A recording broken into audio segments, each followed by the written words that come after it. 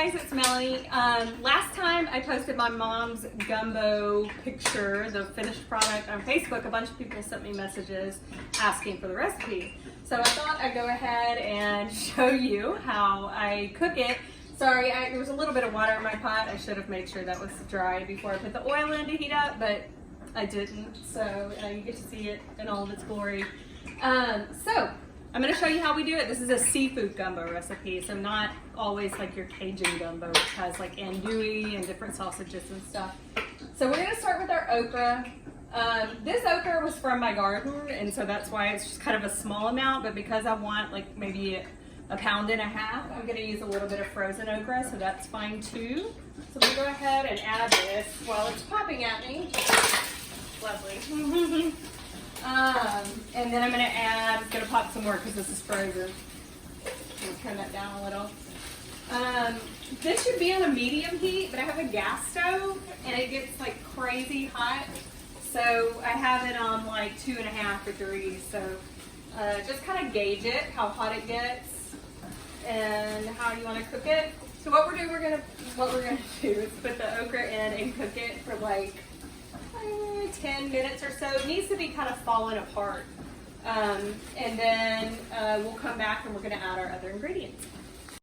Okay, we have let this cook for about 10-12 minutes. It was the half cup of vegetable oil and about 1.5 pounds of okra. You can come take a look and see kind of how it's cooked down in here. It's kind of starting to fall apart, and that's what we want it to look like. So now, and I did have to turn my heat up. My stove is super tricky, so just kind of, you have to stay with it and see how it's doing if you need a little bit more heat. And it's okay when it gets all that brown stuff on the bottom. When we cook the other stuff in it, it's gonna get all those little bits up. So we're gonna add our vegetable ingredients. I've got 1 onion, I've got 1 green bell pepper, and I've got about 3 cloves of garlic. I really like garlic, so I might have snuck a 4th one in there, but totally up to you. And then after that, we're going to add a can of Rotel. So we'll get started with the onion. You can hear Kat saying hello. And probably my kids too. We're going to add our green bell pepper. And then finally the garlic here. I'm going to mix that up and then I'll add the Rotel.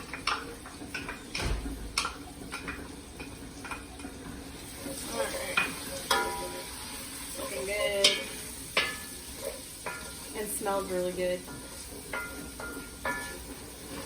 I was blessed to grow up in a home. My mom always cooked amazing meals, and so, as I said, this is her recipe, and it's phenomenal. She called for like a small onion and half a green bell pepper, but I've kind of adjusted it to my preferences, and of course you can do that with any recipe, however you like it. And I've got that mixed in good, so I'm going to go ahead and add my Rotel, and I do not drain it. Ooh, come take a look at this. It looks great. Okay, so we've got the okra, the Rotel, the onion, green bell pepper, and garlic. We're going to let this cook now. We're going to cook it down on low for about 30 minutes. And in the meantime, we're going to get started on our roux. Okay, we're getting started on our roux, which is like the secret ingredient you need for a good gumbo. And it's kind of difficult to do just because you cannot take your eyes off of it. So what I've got going on right here, I've got a half cup of vegetable oil, and I'm going to add a 1/4 cup of flour to it. I need it to heat up just a little. And it's possible that I'm going to have to keep adding and adding both oil and flour to get how much I need. Roux is your thickener in the gumbo. It also gives it a good deep flavor. So I'm going to go ahead and kind of, well, I was going to try to sprinkle that, get it out this way. If a roux is not for gumbo, generally it's made with butter, but that would be far too rich for the gumbo, so we're using the vegetable oil. Alright, and just kind of have to watch it, adjust the heat, stir this all in. It takes a while, and it has to cook down. Like you keep watching the color When I first tried to make this, it was a disaster. Making a roux is way more difficult than it looks like, and I had a huge amount and I didn't need that much. It was really difficult, so I ended up watching a video of Alton Brown where he kind of explained on Food Network how to make a roux and a proper roux for a gumbo. Like even now, I think I need to add more flour to this.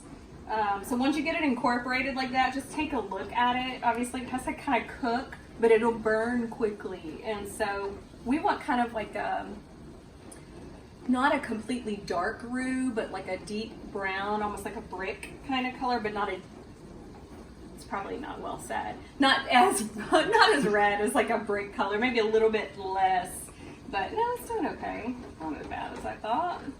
I'm gonna let that cook a second and we'll keep adjusting as we go.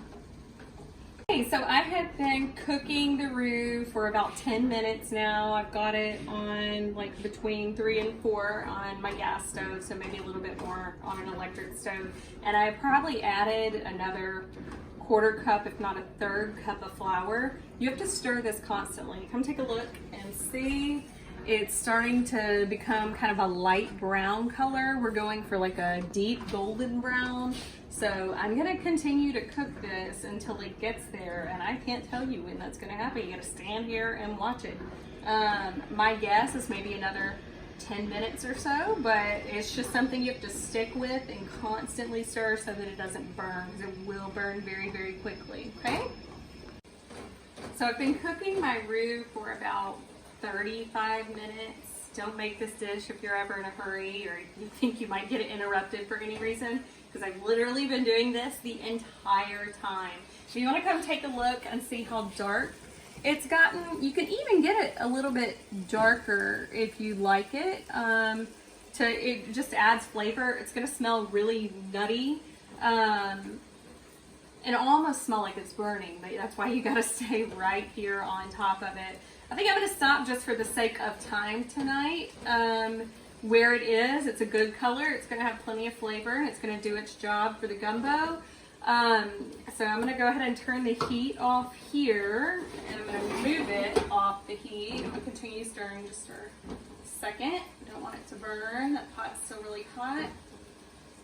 Okay, and then I'm going to add 2 quarts of water to our mixture. This has been cooking 30 minutes, so if you want to come take a look and see.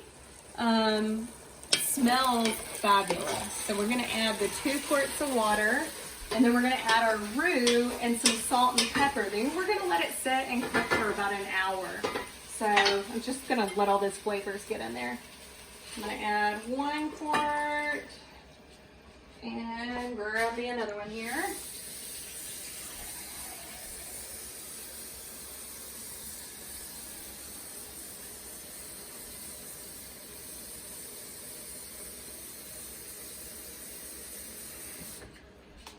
Alright, here we go. Add that in. I'm gonna stir that up before I add my roux in. Looks great. Alright, here we go. You're going to incorporate the roux. Yeah, it's still continuing to cook. It's picking up some of that. Look at that color. That's great. It's getting some of the liquid because I stirred the gumbo with that. But we're going to add that in. You don't always have to add the entire amount because it will thicken it. So just kind of, it depends on how you like it. Okay? We're going to mix that in. It's looking good. It's going to give it that kind of dark brownish color that you usually see with gumbo. Add a little bit more to that.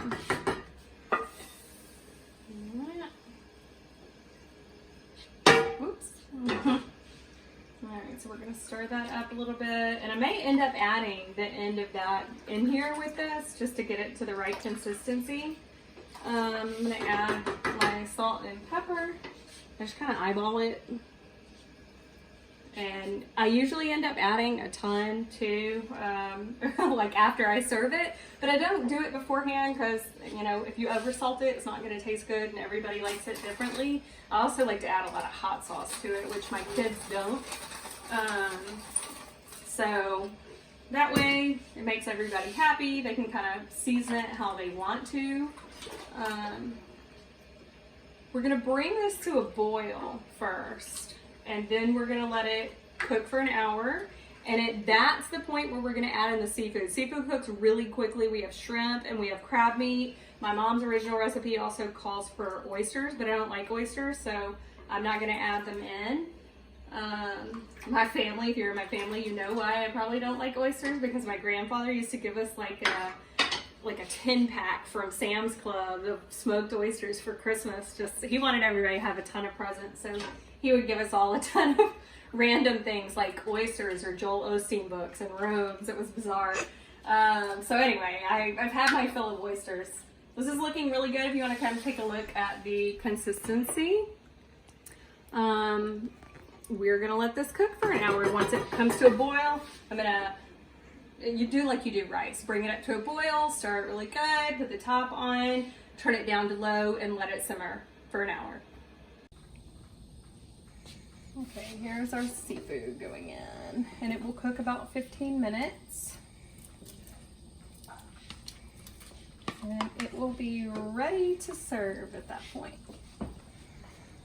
Okay, so it's all ready to serve up now. So I'm gonna go ahead and scoop a little bit of my rice in the bowl. And I made some dessert. I made an almond cherry tart. So I'm gonna do just a little bit of rice, and we'll serve the gumbo on top of that.